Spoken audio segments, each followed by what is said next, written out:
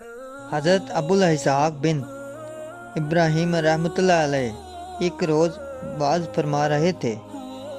مجمع بہت زیادہ تھا اور اس مجمع میں خراسان کے ایک عالم بھی تھے۔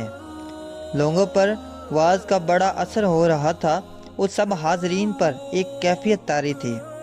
وہ عالم دل میں سوچنے لگا کہ میں بھی بڑا عالم ہوں، لیکن میرے واعظ میں یہ بات کیوں نہیں، اور ان کے واعظ میں اتنا اثر کیوں ہے؟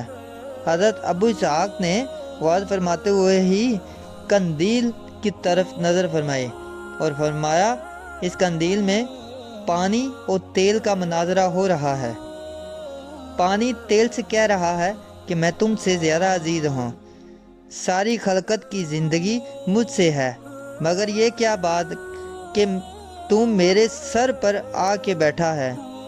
تیل جواب دے رہا ہے کہ مجھے یہ مرتبہ اس وجہ سے حاصل ہوا ہے کہ میں نے طرح طرح کے رنج اٹھائے ہیں۔ میں بویا گیا، پھر کاٹا گیا، پھر مجھ پر چکی چلی، اور پھر میں اوروں کو روشنی دینے کے لیے اپنے آپ کو جلاتا ہوں۔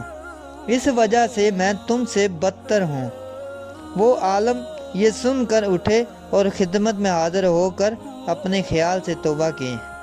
اس سے ہمیں سبق یہ ملتا ہے کہ اللہ والے بڑے بڑے مجاہدوں کے بعد منزلیں تک پہنچتے ہیں اور مخلوق کے خیالات کو بھی جان جاتے ہیں۔